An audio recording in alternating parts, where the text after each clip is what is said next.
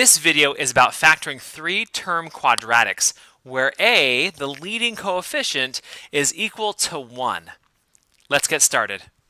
All right, here again is this factoring flowchart of all the tools that we have when factoring. We've already talked about factoring two terms, looking at the difference of squares and the sum and difference of cubes. Okay, we've looked at the four-term polynomials, and we try what's called factor by grouping. Okay, today we're going to be talking about three-term polynomials, specifically three-term quadratics. And we'll focus today on if a is equal to 1. It's a slightly easier version to what happens if a is not equal to 1. We're focused right now today on three-term quadratics where the leading coefficient is equal to 1.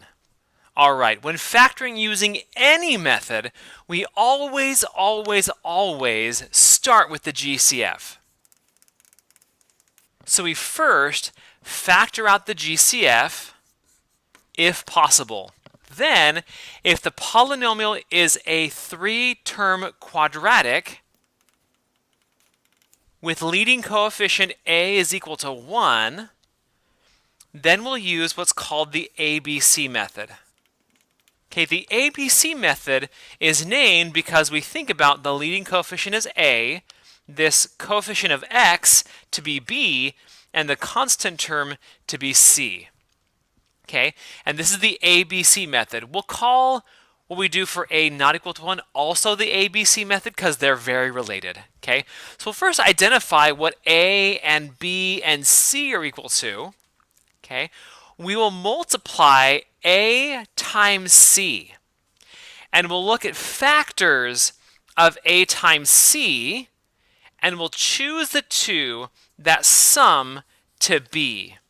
Okay, and if we can't do that, then we'll use either the quadratic formula or complete the square when we're solving. Okay, for now, we'll just write no real factors or not factorable. Now today we're focused on the case where a is equal to 1.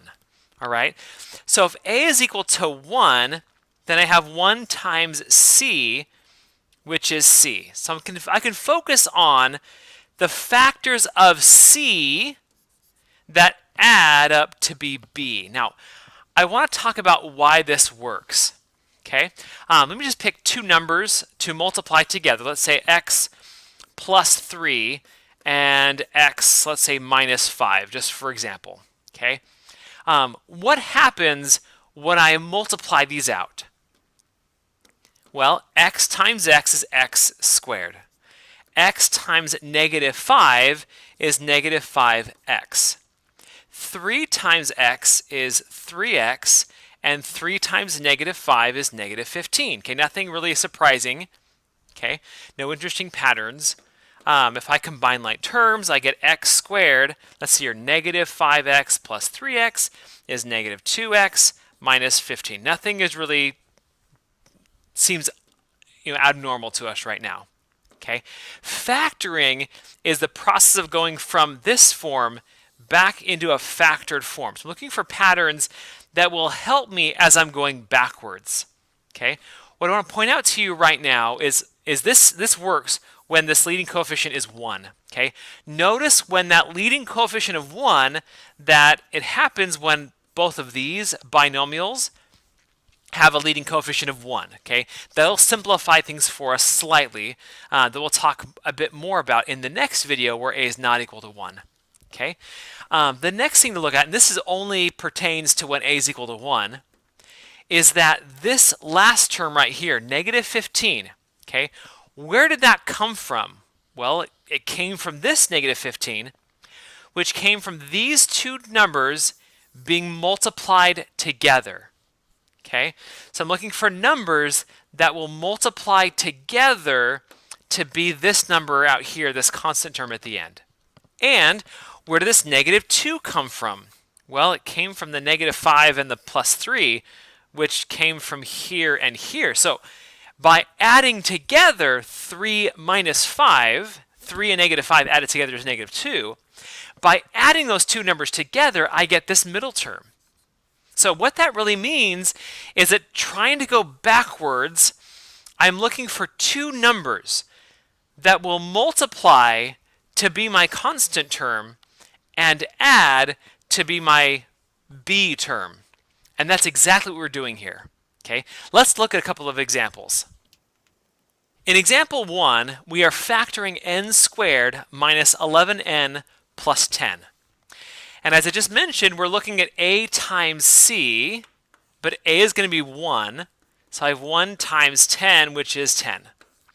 And I'm looking for factors of 10 that will add to be negative 11.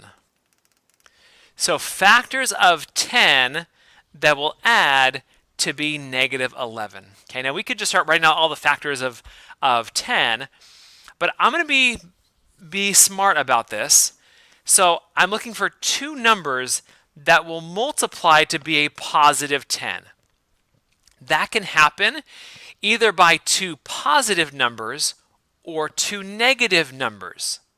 I know that I have to use two negative numbers if they're going to add to be negative 11. So I'm looking for two negative numbers that'll multiply to be a positive and add to be a negative. So here we go. Negative 1 times negative 10, and I have negative 2 times negative 5. Okay, those will multiply to be a positive and add to be a negative. And do I have a pair that will add to be negative 11? And I do. It's this first pair right here. So I have, let's see here, n minus 1 and n minus 10. This is the factored form of this polynomial, and I'm done. Let's look at number 2. Number 2 is where I'm asked to factor x squared plus 2x plus 13. Okay, so is there a GCF? No, there's no GCF. Is it a three-term quadratic? Yes, it's a three-term quadratic. So I'm looking for two numbers that will multiply together to be a times c, but a is 1 and c is 13. So I'm looking for factors of 13, okay, that will multiply to be 13, and it will add to be positive 2. All right? Now, these two numbers have to multiply to be a positive, and that can happen when both numbers are positive or both numbers are negative. Okay? And they're going to add together to be a positive 2. So both numbers must be positive, which means I only have 1 and 13 as my only possibilities. Do those add up to be positive 2? And the answer is no. So this one actually is not factorable. So keep in mind that many polynomials are actually not factorable. The ones you find in textbooks tend to be factorable, but many polynomials are not factorable, and that's a possibility here. I want to look at one more together before we're done, and that is example 4. Okay, so we're going to factor 6v squared plus 66v plus 60. Is there a GCF? And the answer is yeah, there is a GCF. Okay, the GCF that goes into all three of those terms is the number 6. Okay, 6 times what is 6v squared? Well, it's v squared. 6 times what is 66v? It's plus 11v. And 6 times what is 60? It's plus 10. So this one has a GCF, so it's a little bit different. And now I'm going to focus on this three-term quadratic in here. Okay, notice that the leading coefficient of this quadratic is 1. So this method I'm talking about right now, the ABC method, this like simple ABC method, is what I'm looking at right now. And I'm looking for factors, for two numbers that multiply to be 10. Okay, and they add to be 11. All right, so They multiply to be a positive 10, so both numbers must be positive or negative, and they add together to be a positive 11, which means both must be positive. So I'm looking for two numbers, both positive, that multiply to be 10. So I have 1 and 10, and I have 2 and 5. Do any of these add up to be 11? Well, yeah, I do. I have this pair right here, 1 and 10, add up to be 11. So don't lose your GCF, and you get V plus 1 and V plus 10. And that's this in a factored form. All right, this video was about factoring three-term quadratics where the leading coefficient is equal to 1. Thank you so much for watching.